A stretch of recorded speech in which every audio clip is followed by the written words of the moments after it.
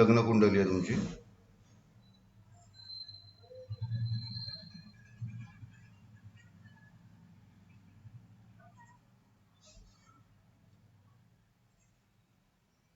तर ह्याच्यामधला हे स्थान, प्रथम स्थान, चतुर्थ स्थान, सप्तम स्थान आणि दशम स्थान ही केंद्रस्थानं झाली. तर त्रिकोण स्थानं कुठली आहेत?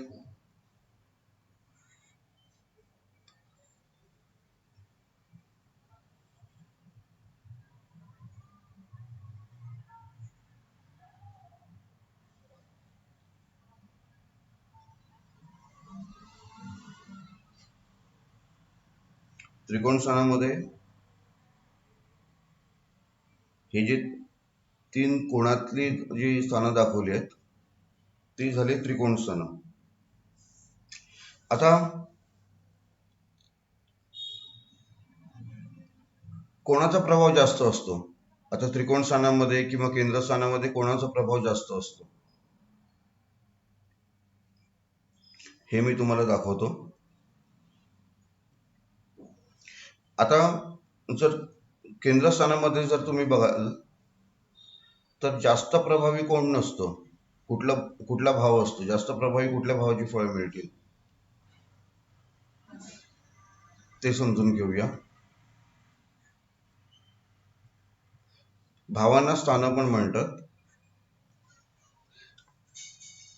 आता केंद्रस्थानामध्ये पहिल्या भावापेक्षा जास्त जे फळ जे असतं किंवा स्ट्रॉंग जो असतो तो चतुर्थ स्थान देतं. म्हणजे ह्याच्यापेक्षा जास्त हे चतुर्थ स्थानापेक्षा जास्त सप्तम स्थान आणि सप्तम स्थानापेक्षा जास्त फळ कोण देईल? ते स्ट्रॉंग असतात. सप्तम स्थानापेक्षा जास्त स्ट्रॉंग दशम स्थान. म्हणजे आपल्या कुंडलीत केंद्रस्थानापैकी दशम स्थान हे सर्वात जास्त स्ट्रॉंग असतं, त्याचं जास्त फळ मिळतं. दशम स्थानापेक्षा कमी स्ट्रॉंग सप्तम स्थान, त्याच्यापेक्षा कमी स्ट्रॉंग चतुर्थ स्थान, त्याच्यापेक्षा कमी स्ट्रॉंग प्रथम स्थान. तसंच त्रिकोण स्थानामध्ये पण असतं. त्रिकोण स्थानामध्ये जास्त प्रभावी कोण असतं? तर प्रथम स्थानापेक्षा जास्त फळ पंचमाचं मिळतं आणि पंचम स्थानापेक्षा जास्त फळ नवम स्थानाचं मिळतं. म्हणजे ह्याच्यापेक्षा हे जास्त स्ट्रॉंग असतं. हा जो भाव जो असतो त्या भावाची फळं प्रथम स्थानापेक्षा जास्त मिळत असतात आणि पंचम स्थानापेक्षा जास्त फळं नवम भावाची म्हणजे भाग्यस्थानाची मिळत असतात. नेहमी एक गोष्ट लक्षात ठेवा, खूप इम्पॉर्टंट गोष्ट आहे. जेव्हा कधी तुम्ही एखादी जन्मकुंडली जेव्हा हातात घेता तेव्हा त्याचं प्रथम स्थान म्हणजे लग्नस्थान आणि त्याचं त्या जातकाचं भाग्यस्थान म्हणजे नवम स्थान हे पहिला चेक करत चला. हे चेक केल्यानंतर तुम्हाला बऱ्याच गोष्टी समजतील की त्या माणसाचं एक्झॅक्ट कसं चालू असेल, एक्झॅक्ट तो त्याच्या लाईफमध्ये कशी प्रगती करत असेल किंवा अधोगती करत असेल. कारण भाग्य देव देतो आणि लग्नस्थान म्हणजे तो जातक असतो. ते म्हणतात ना, एखादी एक्झाम पास व्हायला किंवा लॉटरी लागायला किंवा एखादी गोष्ट मिळायला तुमचं हार्डवर्क 99% लागतंच, पण 1% तुमचं नशीब असतं आणि ते नशीब तुमचं भाग्यस्थान देत असतं. त्याच्यामुळे हे खूप इम्पॉर्टंट आहे. ठीक आहे.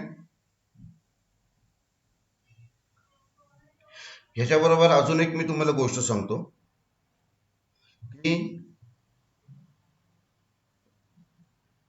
सर्वात जास्त दोष म्हणजे जर कुंडलीत अनेक दोष असतील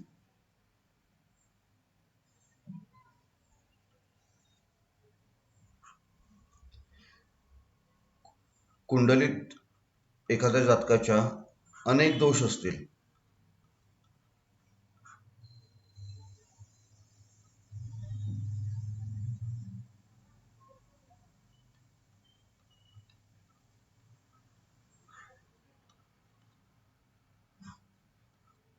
तर ते दोष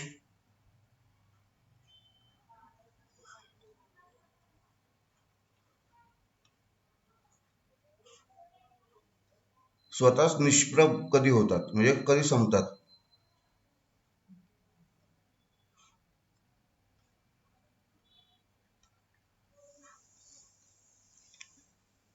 हा नियम आहे, लिहून घ्या. अनेकांच्या कुंडलीमध्ये काही दोष असतात, काही लोकांच्या कुंडलीमध्ये एखादा दोष असतो. तर कितीही दोष असतील तर ते दोष स्वतःच निष्प्रभ कधी होतात, म्हणजे संपतात कधी?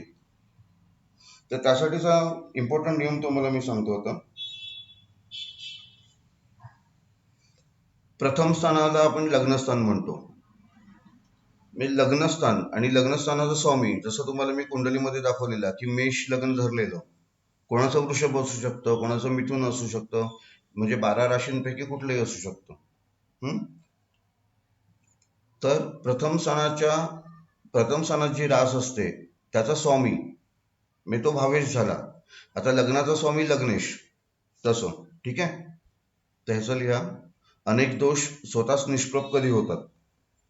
तर लग्नस्थान म्हणजे प्रथम स्थान व लग्नेश म्हणजे लग्न स्थानात जी रास असते तिचा स्वामी,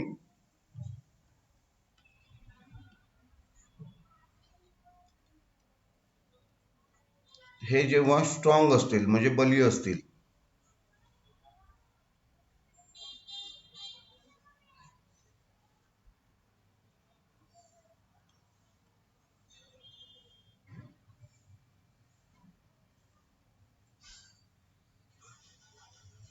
तेव्हा अनेक दोष स्वतःच निष्प्रभ होतात कुठल्याही कुंडलीतले.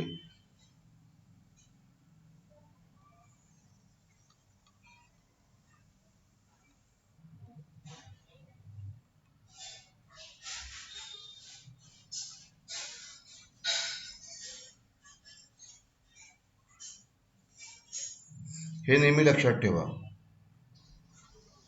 ठीक आहे.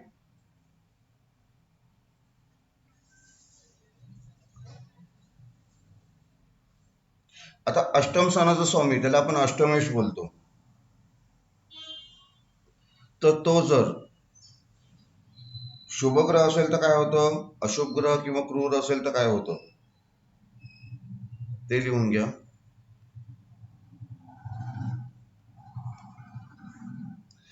अष्टमेश जर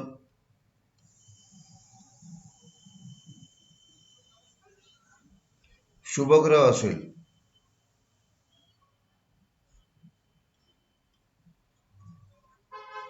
तर शुभ फल देतो, जरी तो अष्टमेश असेल तरी. अष्टमेश जर अशुभ ग्रह असेल किंवा क्रूर ग्रह असेल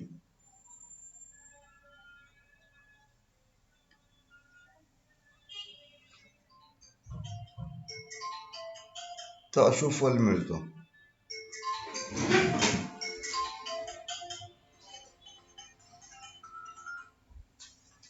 ठीक आहे. आता ह्याच्यामध्ये अजून एक थोडा ट्विस्ट आहे. मी म्हणालो तुम्हाला अष्टमेश जर शुभ ग्रह असेल तर शुभ फल मिळतं, अशुभ ग्रह किंवा क्रूर असेल अष्टमेश तर अशुभ फल मिळतं. पण ह्याच्यामध्ये ट्विस्ट असं आहे की अष्टमेश जर रवी किंवा चंद्र असेल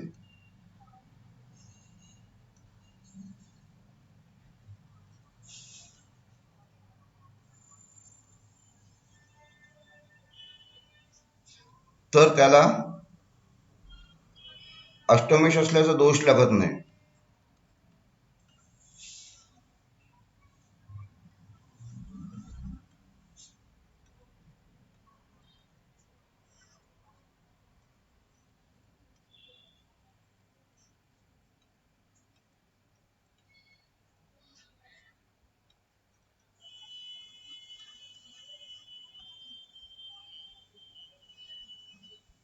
त्याच्याबरोबरच लग्नेश म्हणजे लग्न स्थानाचा स्वामी व अष्टमेश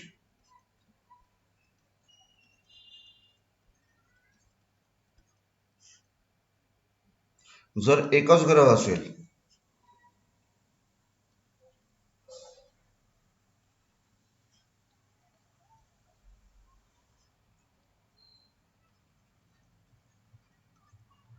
लग्नेश व अष्टमेश जर एकच ग्रह असेल तरी अशुभ फल मिळत नाही.